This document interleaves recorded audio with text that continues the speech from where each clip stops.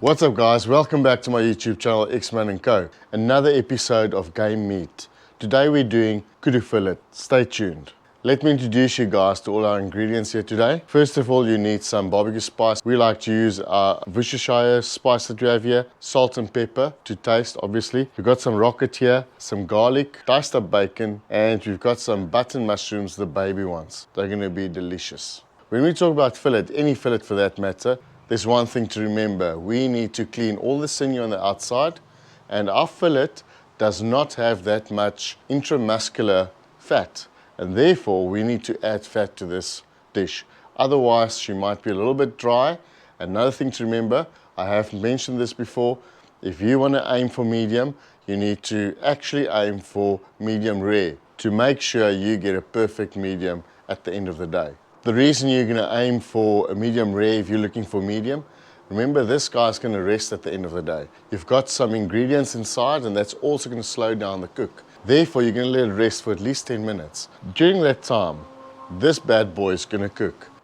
First of all, what we need to do is pat this fillet that we have here down. For the local guys, we got here 1.36 kilograms of fillet, and for the international guys it's exactly 3 pounds. So nice, beautiful, thick piece of fillet. As you guys can see, we've got this whole fillet here in front of us. This is the part I want to use, so I'm literally just going to cut it over there. There you go. See, there's still sinew. I'm still going to use this part that I've cut off. We're going to make a nice, beautiful game pie later. Right, now to remove the sinew. You can see it's not a fatty piece of meat like we said earlier. So at this stage I can also just play with this part there, just make a small incision and remove as much as I can. Any membrane or sinew, we'd like to remove it completely. You can see there's a slight membrane over this whole piece of meat, so we're just going to remove that as far as we can. This guy is now ready. Next step, we want to create a pocket inside this fillet. Let's do that.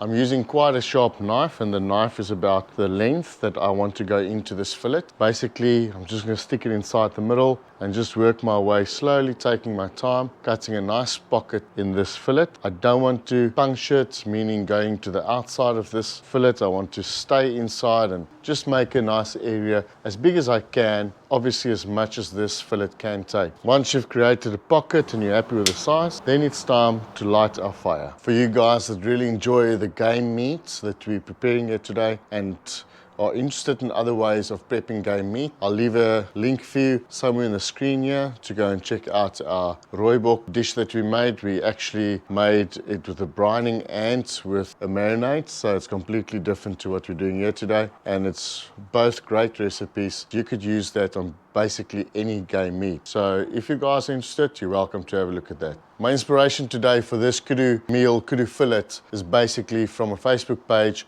the Kudu Club. Please go and check them out. It's something you like, join them.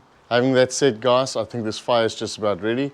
Let's move over. As always guys, skillet needs to be warm. We're going to let it heat up a little bit. We're going to add some olive oil, not too much. The bacon's also got a little bit of fat there. Then we're going to add the rest of our ingredients. We're going to add our garlic. 2 cloves will be perfect. You can smash them as well if you want. Then we're going to add some bacon. We're going to let that simmer for about 3, 4, 5 minutes. Get it close to crispy.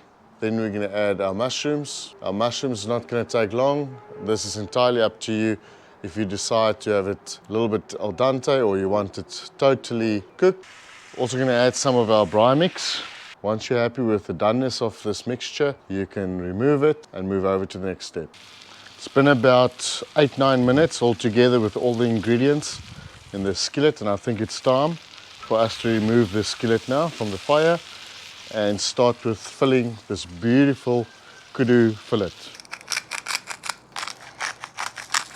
Now it's time to put this beautiful mixture of mushrooms, bacon, rocket and all the other bits and pieces into this Kudu fillet. Let's do it.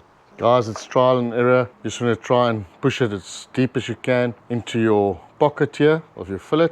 You can choose what you want, more bacon, whatever you decide, just try and get it in there as much as you can. If you have to use some fingers, we're really going to push the boundaries here and add a little bit more because this just smells absolutely divine. This next step you guys don't have to do. I like to make sure that this fillet is nicely closed and secured, so I'm going to use some butcher's twine and just close the end. I'm also going to tie this whole fillet down. The reason for that is to make sure that it cooks as evenly as possible. You don't have to do it. We like to do that, and we found that we get great results doing it this way. Then for the guys that's still watching this video and you're really enjoying it, please consider subscribing, press that button, make sure you click on the bell so you get notified on future cooks that we're doing. We would really appreciate for you guys to join it.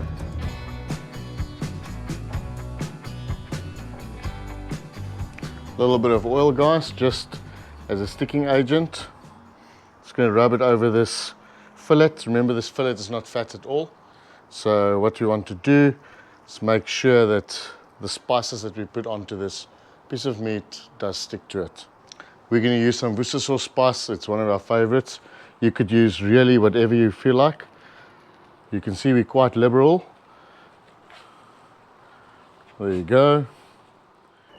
Try and utilize all of those spices that we've got here on the board. This beast is ready for the fire. Medium heat, I reckon about 7 minutes a side, maybe 5 if you do all 4 sides. Let's go check this out. The stuffing is already cooked, you don't have to stress about that. We just want to make sure that there's a nice brown color on the outside of this meat, and we're aiming for medium, and I think this is going to be beautiful. It's been about 6 minutes and I'm going to turn it now.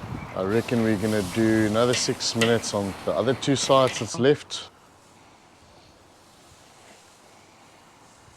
Been another 6 minutes. We're just going to turn it onto its last side and give it another 6 minutes, and then this bad boy is going to be ready. Right guys, we had it on all 4 sides for about 6 minutes each, and now it's time for this bad boy to come off the fire.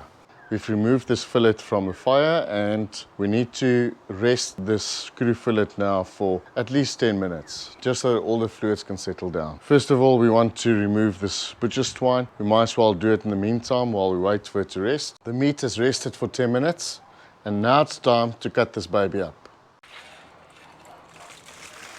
Let's cut this baby up.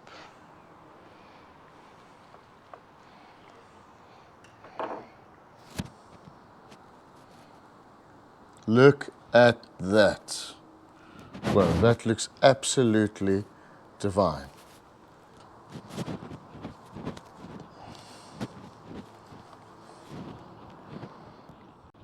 I wonder if you guys can see there. Have a look at that. That is absolutely the bomb. Let's taste this bad boy.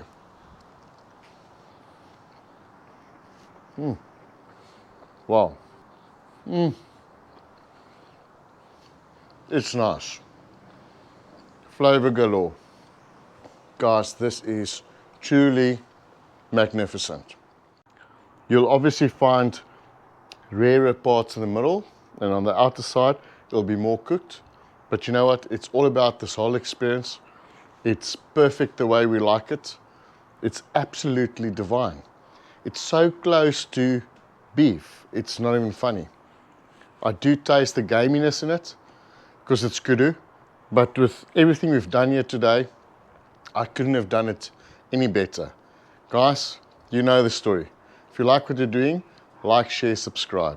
Enable those notifications so you get notified as soon as we upload new video. Thanks for watching. We cannot do it without you.